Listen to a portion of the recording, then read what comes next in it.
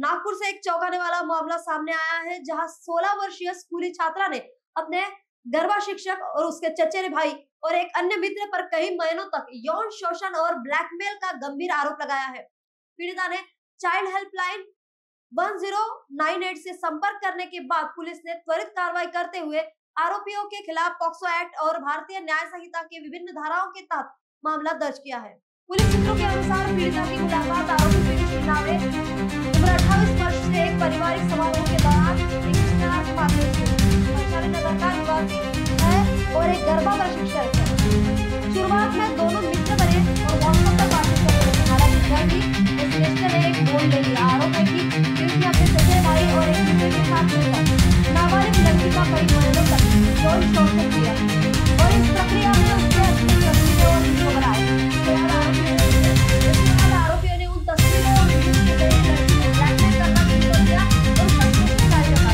पीड़िता के साहसिक कदम और चाइल्ड हेल्पलाइन की सूचना पर पुलिस ने तत्परता दिखाते हुए मामले की जांच शुरू की।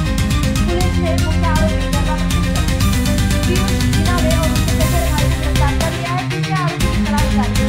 पुलिस मामले की गहन जांच कर रही है और दिनांक 25/10/25 रोजी एक 16 वर्षाची मुलगी, तिची आई आणि चाइल्ड हेल्पलाईनचे अधिकारी यांच्यासोबत पोलीस स्टेशनला आली होती। तिने तिच्यासोबत जी घटनाक्रम झाला होता, गुन्हा घडला होता, त्याबाबत माहिती दिली की ती मुलगी 16 वर्षाची आहे आणि तिची ओळख एका कार्यक्रमामध्ये पीयूष नावाचा मुलगा होता त्याच्यासोबत झाली। त्यानंतर पीयूष जो मुलगा आहे तो गरबाचे क्लास वगैरे घेत होता, तर ह्या मुलीने त्याच्याकडं गरबाचा क्लास लावला। त्याच्या माध्यमातून त्यांची मैत्री झाली आणि मोबाईलवर त्यांचं बोलणं वगैरे होतं। एक दिवस पीयूषने जी पीडित 16 वर्षाची मुलगी आहे तिला पीयूषच्या घरी, जे की पाचपावली पोलीस स्टेशनच्या हद्दीमध्ये आहे, त्या ठिकाणी तिला घेऊन गेला आणि घरी कोणी नसल्याचे पाहून त्या मुलीसोबत त्याने छेडछाडी करण्याचा प्रयत्न केला, तिचे कपडे काढण्याचा प्रयत्न केला आणि मग तो जो प्रकार आहे ते टाळण्याकरता ती मुलगी तिथून निघून जाण्याचा प्रयत्न करत होती आणि मग शेवटी ती मुलगी तिथून निघून गेली। त्यानंतर काही दिवसांनी परत पीयूषने तिला फोन केला आणि त्या घटनेबाबत माहिती त्याला माफी मागायची आहे असं सांगितलं आणि त्यावेळेस पीयूष आणि वेदांत हे दोघंजण त्या मुलीला घेण्याकरता गेले। ती तारीख दिनांक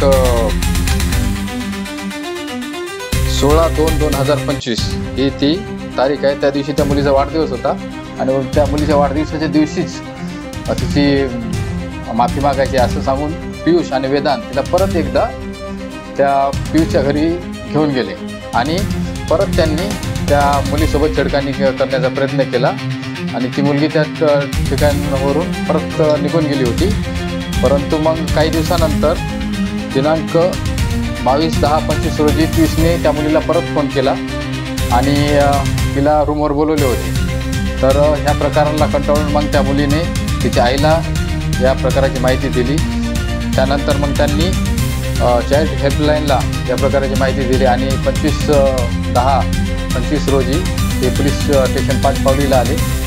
यावरून त्या मुलीने जी तिच्यासोबत जी गुन्हा घडलेला आहे हे सर्व घटनाक्रम सांगितलेला आहे आणि त्यावर पोलीस स्टेशन पाचपावली येथे अपराध क्रमांक 872 कलम 74 76 78 351 कंसात 3/5 BNS 2023 तसेच सहकलम 8, 10, 12 पोक्सो अंतर्गत गुन्हा दाखल करण्यात आलेला आहे।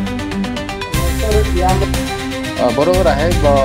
मुलीला विचारपूस केली असता तिने सांगितलेलं की जेव्हा तिला पहिल्या वेळेस घेऊन गेले होते तेव्हा तिला कसल्या तरी प्रकारचे गुन्हेगार त्यांनी औषधीसारखं त्यांनी त्या मुलीला पाजलं होतं असं तिने सांगितलेलं आहे। तर त्याचं इन्व्हेस्टिगेशन आम्ही करतो।